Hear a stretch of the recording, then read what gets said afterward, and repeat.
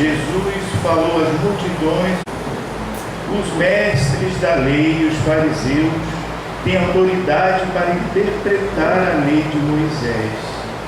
Por isso, deveis fazer e observar tudo o que eles dizem, mas não imiteis suas ações, pois eles falam e não praticam.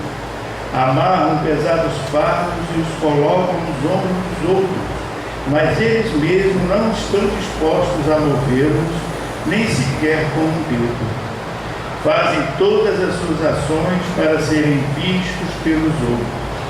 Eles usam faixas largas com trechos da escritura na testa e nos braços e põem na roupa longas franjas. Gostam de lugar de honra nos banquetes e dos primeiros lugares na sinagoga. Gostam de ser cumprimentados nas praças públicas, de serem chamados de mestre. Quanto a vós, nunca vos deixeis chamar de mestre, pois um só é vosso mestre, e todos vós sois irmãos. Na terra, não chameis a ninguém de pai, pois um só é vosso Pai, aquele que está nos céus. Não deixeis que vos chamem de guias, pois um só é vosso guia, Cristo. Pelo contrário, o maior dentre vós deve ser aquele que vos serve. Quem se exaltar será humilhado, e quem se humilhar será exaltado. Palavra da salvação. Glória a vós, Senhor. Podemos sentar. Nós vamos agora fazer uma pequena reflexão. Não estamos escutando muitas trovoadas, acho que não vai chover, né? Não está aparecendo, não. De todo modo, a gente não pretende nos demorar, porque é preciso fazer tudo dentro do tempo previsto. Mas a palavra de Deus hoje, ela nos dá um excelente conselho e um momento muito importante para nós refletirmos o que é que Deus quer de nós. Né? Está muito claro que ele falou dos fariseus, daqueles homens que detinham poder, que detinham, como se diz, os formadores de opinião, né? Tinham carisma, tinham toda a estrutura da sociedade a favor deles para fazer tudo funcionar nos seus interesses. Né? E a religião, naquela época, não como hoje a religião é um dado na sociedade, né? Entre nós. Antigamente não existiam tantas instituições fortes, né, como hoje nós temos. A única instituição que existia era a religião. Ela sim, ela conseguia se manter forte e ter conceitos que dirigiam a sociedade em todos os sentidos. Né? E desse modo eles podiam usar como uma influência, já que todos tinham que acreditar, todos acreditavam, por história ou por falta de opção. Não existiam tantos livros, não existiam, né? Nenhum meio de comunicação eficaz. Tudo era dependente muito de outras pessoas que tinham os seus carismas. Não haviam tantas pessoas com leitura, né? Realmente, há épocas atrás, se nós conseguirmos imaginar a dificuldade imensa que eles passaram, a gente vê que eles eram muito fáceis de ser influenciados, né? Porque não tinham tanta instrução, ou muito pouca. E toda a instrução era um pouco primitiva. Eram tudo baseadas em fenômenos não muito claros, um pouco mágicos, místicos, de forma que a consciência das pessoas era muito limitada, dependente de homens que detinham, né, as situações entre todos. Esses homens, então, gostavam de se aproveitar porque, vendo que todo mundo era muito simplório, eles, então, com as suas astúcias, eles faziam as pessoas pensarem e entenderem que deveriam ser objeto de uso deles, né? do que eles falavam tinham que fazer, né? Dirigida como cordeirinhos da maneira que eles pensavam. E foi um erro muito grave, porque isso doeu muito no coração de Deus, né? A gente pode pensar que Deus se incomodou muito, né? A ponto de Jesus, quando vem entre nós, ele atacar diretamente essas pessoas que usam erradamente a consciência dos outros, né? Usam, aproveitam do pensamento, da simplicidade daquelas pessoas todas, né? De certa forma, isso existe em nosso tempo, porque a gente tem muita preguiça de nos orientar, de buscar o nosso entendimento, né? Porque todo entendimento, toda forma clara de orientação, ela tem que ser baseada na justiça. Ela tem que ser baseada na lei do amor. Ela tem que ser baseada na lei da igualdade de todos, né?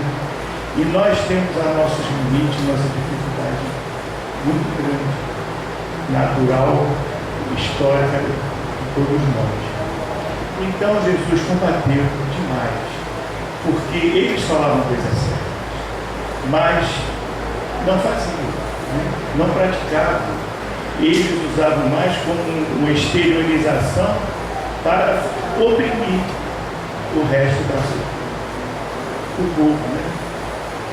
E Jesus veio, ao contrário de tudo, né, mostrar que é possível fazer, viver da forma que Deus planejou para nós.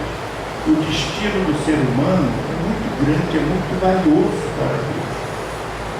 Deus não criou ninguém para ser domado, para fazer mal ao outro, né? Para morrer à toa. Ninguém pode morrer à toa, né? Nós temos a nossa história para cumprir a missão e esse mundo precisa ser concluído, precisa ser realizado, né? O plano que Deus tem na história da humanidade vai ser concluído. Nós já sabemos que vai, mas as nossas mãos. Tem ninguém que possa usar a minha mão, né? Eu sempre digo que o que eu não fizer vai ficar assim, vai ficar para a próxima geração, vai ficar pela graça de Deus, porque a mim cabe uma parte, né? Como a cada um, ninguém está excluído, né? Da sua parte, da sua fração, né? Então Jesus vem esclarecer essa história toda, arrumar a casa, botar os pingos no is e dizer que se você quiser estar de bem, se você quiser estar na graça de Deus, daquele que você confia e acredita, o Deus Criador, o Deus verdadeiro, você tem que praticar a justiça, tem que praticar a verdade, tem que praticar a caridade, tem que saber olhar o seu irmão como alguém semelhante em tudo a você, né? E você pode muitas das vezes fazer com os seus pequenos recursos, fazer obras maravilhosas, né? Em prol do seu irmão, né? Em prol da sua família, em prol de você mesmo, né? Se afastando dos perigos, das encruzilhadas, das esquinas da vida, né? Aí a gente começa a criar as nossas opções. A primeira leitura deixou bem claro: aprendei a fazer o bem e deixai de fazer o mal. Está direto. Está direto. Ninguém está aqui com duas conversas, não. Ninguém está brincando, não. Deixai de fazer o mal, aprendei a fazer o bem, né? Procurar o direito, corrigir o opressor, não deixar o opressor à vontade, não. O opressor precisa ser corrigido, mas não julgado, corrigido com amor. Porque o nosso testemunho já começa bem, né? Julgai a causa do órfão, defender a viúva, né? E ainda que vossos pecados sejam púrpura é aquela cor tão vermelha, né? Parece que não existe vermelho mais intenso do que esse vermelho do púrpura. Tornar-se-ão tão brancos como a neve. Se forem vermelho como carmesim, tornar-se-ão como lã. Se consentirdes em obedecer, comereis as coisas boas da terra. Não que você vai comer aquela fruta mais deliciosa do mundo, não. Mas a fruta que você comer vai ser saborosa. Pode ser uma simples goiaba, um bichinho do outro lado. Não precisa ser um manjar dos deuses, não. Mas o que você tiver vai ser abençoado. Né? Comereis as coisas boas da terra, mas se recusardes e vos rebelardes, pela espada sereis devorados, porque a boca do Senhor falou. E falou tudo isso foi Deus, através do profeta Isaías. Isto para orientar o povo, né? Corrigir os desvios e desmandos do povo. Isso tudo os fariseus, os mestres da lei sabiam. Eles obrigavam todos a escutar e a praticar. E eles não. Eles viviam dos banquetes e das honras. As honras interessavam a eles porque eles ficavam, né, envaidecidos. Jesus, então, para a gente concluir, para não falar muito e fixar o que é importante, Jesus no final aqui ele diz, pelo contrário, o maior dentre vós deve ser aquele que vos serve. Ele muda a história toda. Em vez de falar, obrigar, oprimir, fazer. Servir, mostrar um testemunho sem palavras, servir, né? Servir não tem palavras, é assim. Quem se exaltar será humilhado, e quem se humilhar será exaltado. Então, resume todas as duas leituras, a palavra que Deus tem para nós hoje, aqui nesse último versículo 12. Quem se exaltar será humilhado, e quem se humilhar será exaltado. Louvado seja nosso Senhor Jesus Cristo. Para sempre seja louvado. Creio em Deus Pai Todo-Poderoso, Criador do céu e da terra, e em Jesus Cristo, seu único Filho, nosso Senhor.